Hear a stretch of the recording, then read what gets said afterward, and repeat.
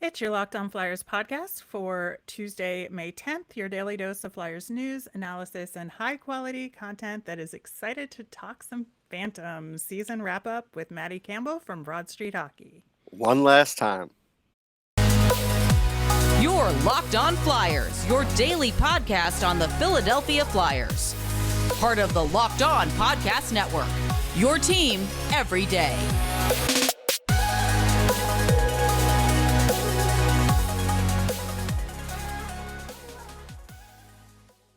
Hello, once again. I am Rachel Donner. You can find me on Twitter at rmiriam. I'm here with the lovely and talented Russ Cohen, who's on Twitter at Sportsology.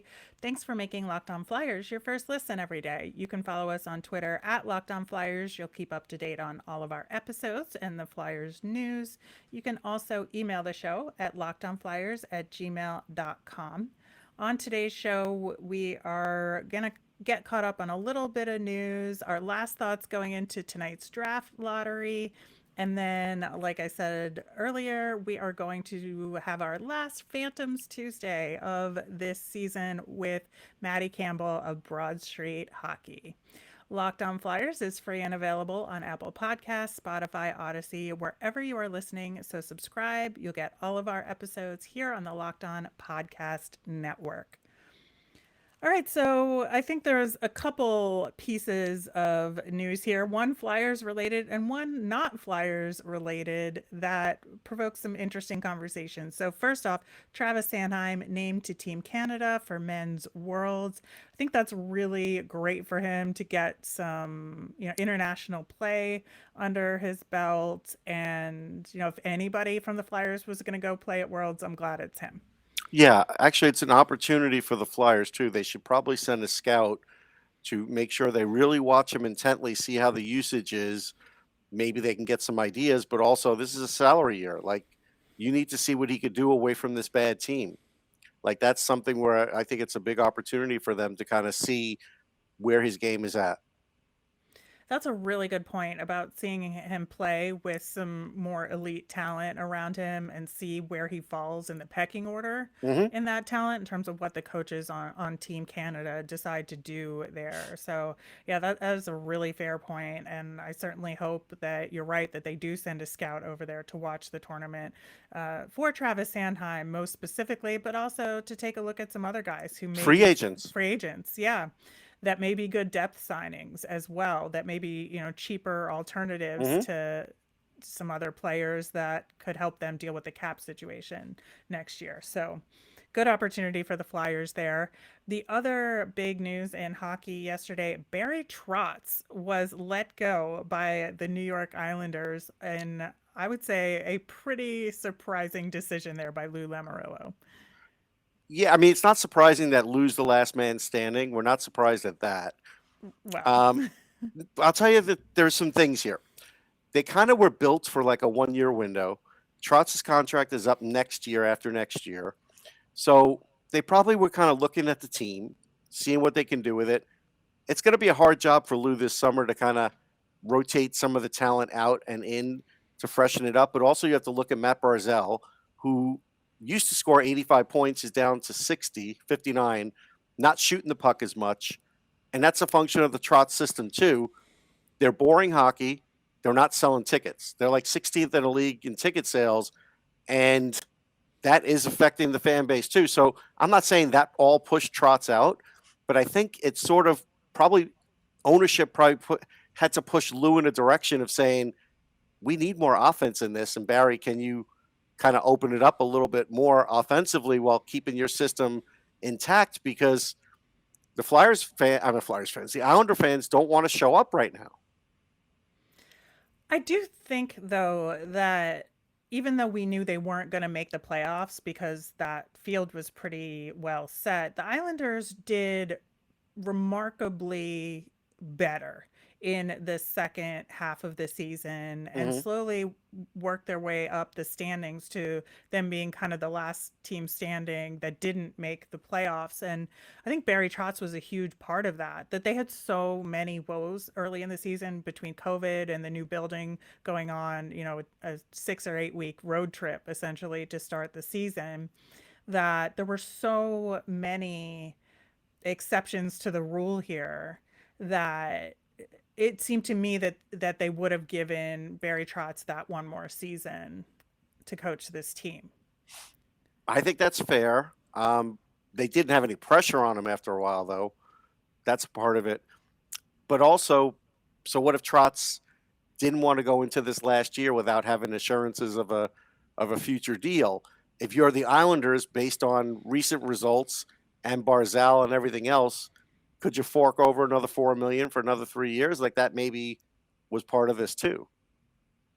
Well, speaking about forking over some cash, we do know that it's a blank check with the Flyers to some degree. And of course, the question will have to come up, is Barry Trotz a coach that the Flyers should go after? But also, are the Flyers a team that Barry Trotz would consider? That's the most important. Like, of course they should go after him. But, Trotz is going to look at all these opportunities out there.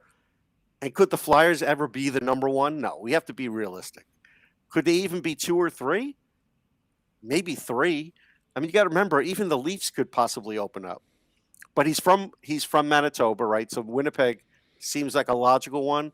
But now people are like, well, he has a summer house in Vancouver, and maybe that opens up. Okay. But I don't think Vancouver's much better off than the Flyers, so I don't think that's a thing. I look at Barry Trotz at his age and saying he kind of wants to go somewhere that's on that winning path, maybe just missed out or even just got eliminated from these playoffs. I think that's more what he's looking for, because the Flyers would have to change personnel, and I don't know how much they could really change. Yeah, I agree with you there. I think he would most likely end up on a team where maybe he needs a year, a season to establish his system and figure out what's going to work best. And then the year after that is where that team makes the huge playoff push, right? Yeah. And are the Flyers in that position? I mean, all signs point to no, says my magic 8 ball. But, well, obviously stranger things have happened. See, this is where, right. While there's probably 3 or 4 or 5 teams going after Barry Trotz, this is where if you're the Flyers and you make the call but you don't feel like he really wants to go there, you move in on somebody else. You don't want to be that last team that everybody wants to go to, and then all of a sudden you don't really have a choice of top talent. That's why I still would go to Tortorella first, because he at least will get the most out of what they have. Like, that's a guarantee. That's a John Tortorella guarantee. He will get more out of less. And I think that's where the Flyers are at right now, at least for this year, this upcoming year.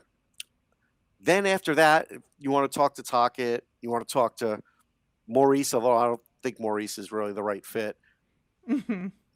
But I think you could line up 2 or 3 others while teams are all wondering about Trotz, because only one team's going to get Trotz. And if you hang in the race with everybody else waiting on Trotz, the market could fill up pretty quick, like the other empty chairs. That's what the worry is. Yeah, we'll have to see what the process looks like with Barry Trotz, and is he in a frame of mind where he wants to make a jump to another team right away, or is he going to hold back and wait a month or even 2 months to make a decision? So I think that'll weigh on a lot of teams going into this offseason. Again, stranger things have happened, but I don't. Well, let me think ask Barry you this Trotz bigger ends question, up with Philly. because it just came in my head. They're making the profile for the coach. Do they change the profile because Barry Trotz is out there and they just throw that thought away? Or what if the profile that they make, somebody reads it and says, this isn't Barry Trotz? Do the Flyers have the guts to go that route and ignore Barry Trotz? That's the question. I don't know. I think that is a big question, and it's hard to tell with Chuck Fletcher and this group, honestly. It's hard to know what they're going to prioritize, because they tend to do things that are different from what we would do, honestly. But any last thoughts before we wrap for the draft lottery tonight? They're going to go 5th. Like, I just did another one on another show, and I said before it happened, it's going to be 5th, and it was 5th. Like, it's almost a mortal lock here. I think so too. I think that's where we're at. But if you wanted to bet on where the Flyers are going to end up in the draft lottery, betonline.net is your number one source for all your betting needs and sports info. Find all the latest sports developments, league reviews, news, including this year's Stanley Cup playoffs, basketball playoffs, and the Major League Baseball season. BetOnline is your continued source for all your sports wagering information, from live betting to the playoffs, esports, and more. Head to the website today or use your mobile device to learn more about all the trends in action. Bet online, where the game starts. Thanks for making Locked On Flyers your first listen every day. For your next listen, check out the Locked On Now podcast. It's nightly recaps of every NHL game with analysis from all our local experts. It's free and available wherever you get your podcasts. All right, so like we said at the top of the show, it's our last Phantoms Tuesday of the season, and we are thrilled to welcome from Broad Street Hockey, Maddie Campbell, to break down everything that happened in this past Phantom season. She is the expert over at Broad Street Hockey, and I am excited to start this conversation. Welcome, Maddie. Hey, Thank you so much for having me. All right, Maddie. So it was kind of a rough go for the Phantoms this year, much like with the Flyers. But what's your overall, 30,000 foot take on what happened in Lehigh Valley this season? It's a lot of things. I mean, certainly injuries and COVID and the taxi squads randomly coming back for like a month did not help them a whole lot. They also had to go through some growing pains with a brand new coach, which I think we're going to be getting into a bit more later. But yeah, it was real not good. Just like everything, like scoring was down, special teams were worse. They finished last in their division, and not a whole lot of positives to take out of the season, if I'm being super honest. okay. And my 30,000 foot question is, did you think the organization paid enough attention to Lehigh this year compared to other years? It really seems like they're an afterthought. I think no, and I think them making a point of papering Max Willman and Cam York so that they would be available for the AHL playoffs, when if you had been paying even a little bit of attention, it was pretty clear that they were not going to be making the playoffs. So that was just a very weird move and felt pretty out of touch. So feels like a no there. Yeah, I think, for us, the way we've been approaching the Phantoms this season is that, they had two goals, was to ice a competitive team and to really build a system with Ian Laperriere, but also develop their prospects. So on the prospect development side, I think that Isaac Ratcliffe made the best progress overall this season, but there wasn't a ton of huge leaps forward, to be honest. But, where do you see their prospect development this season? I would say it was okay. Ratcliffe, like you mentioned, definitely took the biggest step.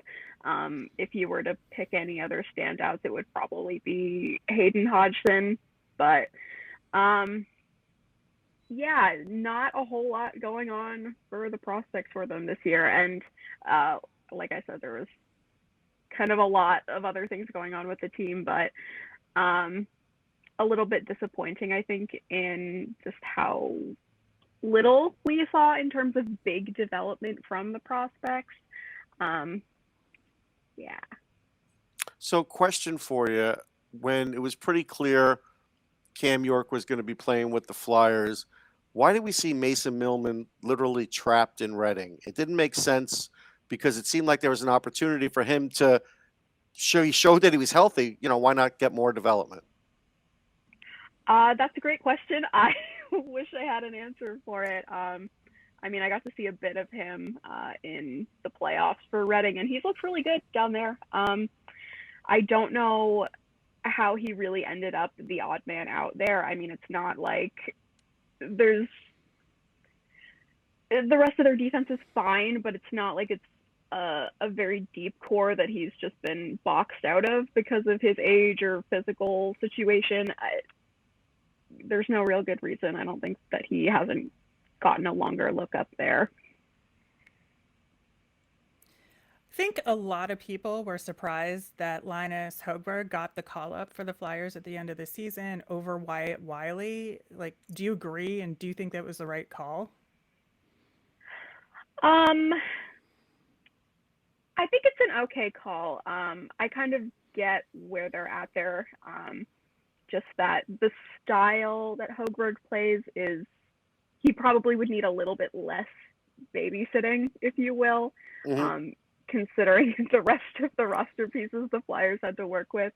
It was real rough down the stretch there. In terms of their sort of NHL readiness, they're kind of even for me in terms of what I've seen with them or from them with the Phantoms, but I understand stylistically why Holmberg was probably the better fit there. Okay, so to follow up on that, yeah, Holmberg is more plug and play. Definitely less for Mike Yeo to worry about. But then essentially, Keith Yandel blocked Wyatte Wylie from coming up. Yeah. Okay. Yeah. I hate that that's true, but it's 100% true. We're going to be feeling the trauma of that for years to come, I think. But I think, getting back to Wyatte Wylie, what do you think he needs to do to have a chance at getting that call up next year? I think it's a sneaky hard question because it seems like the organization in general seems to be expecting different things from different players in terms of levels of, quote unquote readiness before they want to bring them up. So I'm not exactly sure where they're at with their expectation for Wylie, but I think generally speaking, I would still like to see him get a little bit stronger. He's settling his game down a bit more, so working to calm down or take out some of the risk in his game. He definitely gets a little bit tunnel vision-y at times and can make some ugly turnovers, but I think he's, brought that down a bit this year, which was nice to see, but it's still very much a work in progress there. And what do you think about Felix Sandstrom? My feeling is with Fedotov, he's most likely the backup for the Flyers, but he may have a need to play an AHL game or two to kind of get his feet wet. And it would seem like, with Sandstrom, he didn't play any worse than like Martin Jones at the beginning of the year, that's for sure, and has shown some steadiness and is an organizational guy. I think you need to sign him in case there is a guy to bounce up there because Urson, because of injury, has fallen just a smidge behind Sandstrom. What is your feeling on that? I definitely agree. As we saw this year, too much goalie depth in your system is really not a thing. Something crazy could happen at any time. So I would love to see him brought back.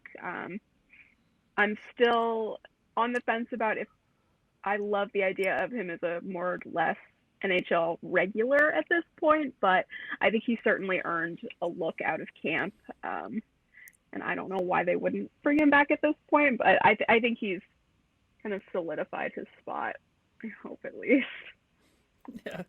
Yeah, I think Ustamenko is really the guy who's the odd man out in the goalie situation here right now. But I know from the previous year, they did not re-sign Zane McIntyre, which I thought was a huge mistake because he was that stalwart AHL goalie that's going to fill in when you have to do shuffling elsewhere in your supposed NHL development, prospect rankings with goaltending.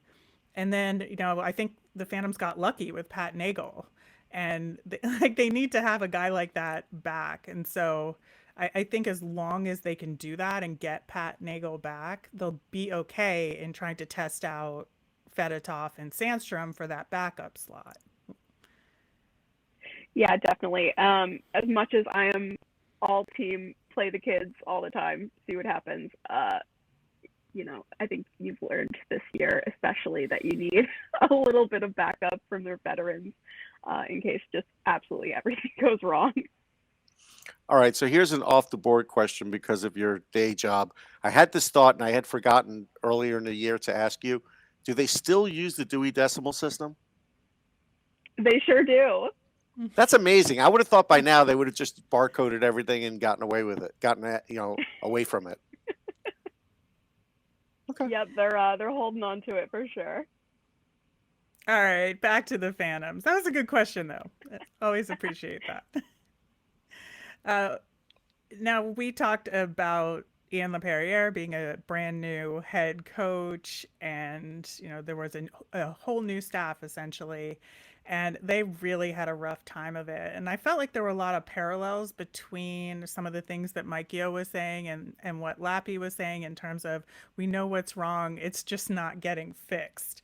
And that concerns me a lot. But what is your take on Lappy's performance this past year and the coaching overall? Yeah, it's kind of hard to parse out again, like because of all the other weirdness going on with the organization. And I don't want to be too harsh on him because he was a first year head coach, and it's a big adjustment for sure. But I was not a huge fan of the hire when it happened. And I'm on the record as saying I would love to be wrong. I would love to, be pleasantly surprised about what he's able to do this season. And I don't know if I'm there. They looked like an absolute disaster for the first 2 months of the season. And to the point where guys are scrambling around like crazy in the defensive zone, just not looking like they have any idea of what they're supposed to be doing, which is concerning for professionals. I would just love to know what was going on in their practices that had everybody looking so out of sorts come game time. Now, they did have that weird week in December where every other team in their division was shut down with COVID, and they had just a week straight of practices, and they started to put it together after that. But again, it's do you need all of that practice time? Shouldn't, I don't know, a good coach be able to figure it out a bit more on the fly? That's not a normal situation. So we'll see. I mean, we'll see how he rebounds next year. I don't know that he was an active detriment to the team this year, but it wasn't great. Another question. The Flyers fan base has always been pretty good about sort of staying in touch with Lehigh and seeing what's going on.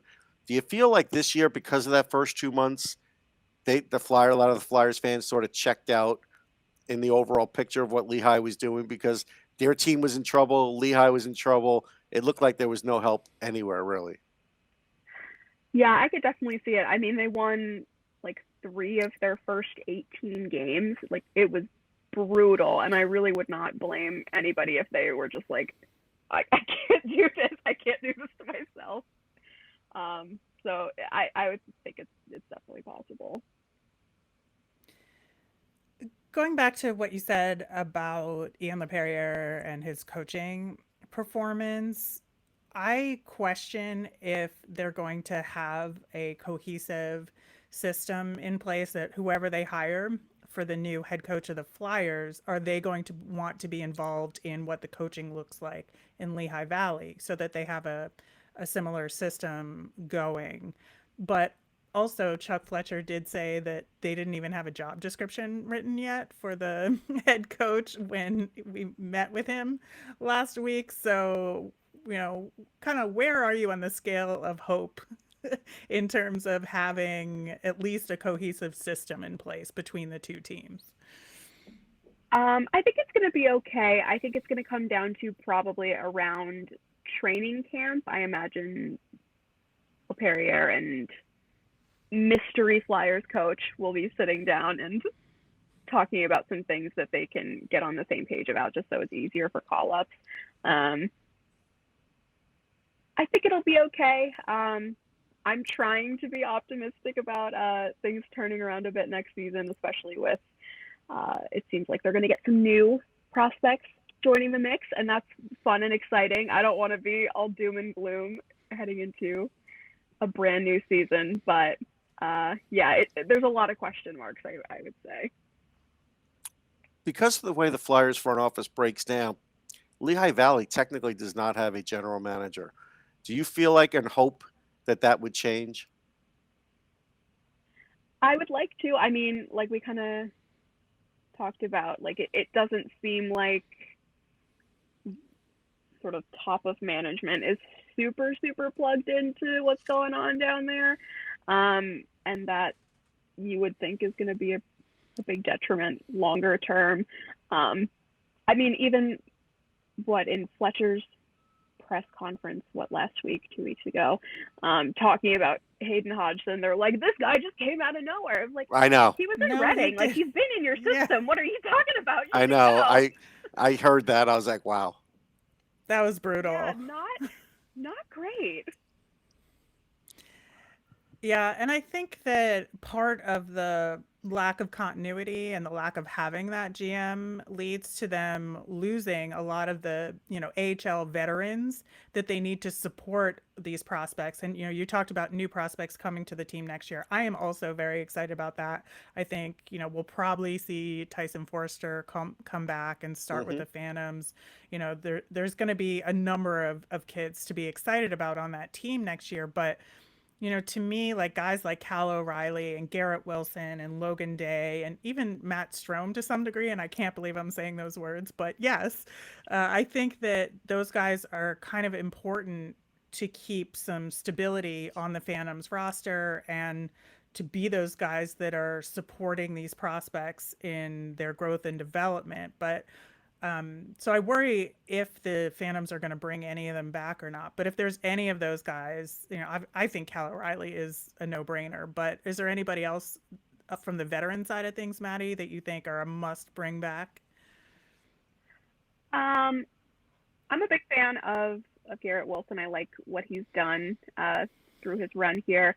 Those two I think are the big ones in terms of what they've been able to do on ice, and it seems like veteran presence in the room wise, like to use sort of a hockey man buzz term. But yeah, those I would say are the big two for me. And what about non-Minnesota Wild alum? Do you think they'll reach out and try and get like one other veteran AHL guy to sort of plug in there? I don't have anybody in mind, but I just know it's going to be some Minnesota connection. Like they cannot resist. But I would like to see like at least one other veteran brought in. I haven't looked at the numbers in terms of how many bodies they're going to have with prospects just yet. Probably should have looked at that, but yeah, it's going to be a young team. I think bringing in a bit more stability would help, but also like Max Willman has been on this team for forever and he's old enough that he could probably step up. So some of their sort of middle guys, I think, could also do that job in a pinch. I also think, given what happened with his injury this past year, they're going to want to give Ryan Fitzgerald another full season. I think he could be a part of it as well. But again, I just hope that the Phantoms are not an afterthought, that they really take care in figuring out who those people are going to be and how they can support whatever prospects end up on the team. Yeah, it's important. It is. And I know I just said I don't want to be Debbie Downer here, but like, I don't know. I don't feel great about it just looking at like how the Iowa system was when Fletcher and Blair were in Minnesota. That team never found a ton of success. Except the name was really good. They were the Iowa Chops for a while. That was the best name in hockey. A+. But, the Flyers, I think, one of the plus guys that people will forget about that they'll get next year is they'll get Zade Wisdom back. And that'll help. Very excited to see him back. Yeah, like I said, I think there's a real possibility that there'll be some exciting players coming back, like Zade Wisdom, like Tyson Forster, and then who knows what'll come out of this year's draft as well. So very much looking forward to all of that. Maddie, is there anything we haven't touched on that you're like burning to talk about from a Phantoms perspective? Just really hope they figure it out down there. It's been such a weird and not fun year, and I think the stakes are really high this year. I mean, Fletcher keeps talking about they want to build up the Flyers with a core of younger, more skilled players in and around age 25, and this is the easiest way for them to do that, is to fill in with guys that they've spent a ton of time drafting, scouting, developing, and it's been a little dodgy up until this point, their development of guys through their farm system, and they've really got to figure it out soon. They do. That is definitely the biggest point for the Phantoms going into this offseason. Well, hopefully we will get some positive news over this offseason, and they'll put forth some really quality signings to help support this team. And we will get to read all about it from you on Broad Street Hockey. Maddie, thank you so much for joining us. Where can people find you? Find me broadstreethockey.com. We've got draft stuff coming up, so lots of fun prospect content, and I'm on Twitter at Madeline Campbell, no E in Campbell, because Twitter, too long. All right. Thanks again, Maddie, and hopefully we'll be talking to you about the Phantoms and the Flyers again soon. All right, thanks once again to Maddie Campbell from Broad Street Hockey. That was so great. Always good to get an outside perspective. Yep. And she's good. She is. All right, wrapping up with our Flyers fun thing. They put out a Mother's Day post. There were some really cute pictures in the collage. I especially liked the Cam Atkinson and his mom photo in there. I feel like he's another ageless wonder, that he looks kind of the same now as he did when he was a teenager. Yeah. The one thing I think of all the sports, I think the hockey moms get the most love because they're the ones schlepping their kids from rink to rink to rink. Like, it's just the way it is. And carrying that equipment bag, which is, a big deal. And it smells. Oh, God. Yes, I can attest to that.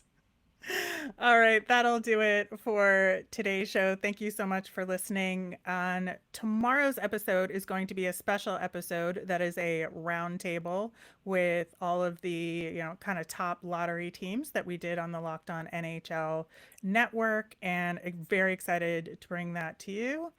As a reminder, we always want to hear from you. Send us in your questions via Twitter at Locked On Flyers. You can also email us at lockedonflyers@gmail.com. I'm Rachel. I'm on Twitter at rmiriam. That's RMIRIAM. I'm Russ. I'm at Sportsology, SPORTSOLOGY. You made us your first listen today. Now make your next listen Locked On NHL. From first round matchups to each Stanley Cup final game, Locked On NHL covers the playoffs like no other. Hear the latest news and opinions from all the local experts every Monday through Friday. It's free and available wherever you get your podcasts. Have a great day.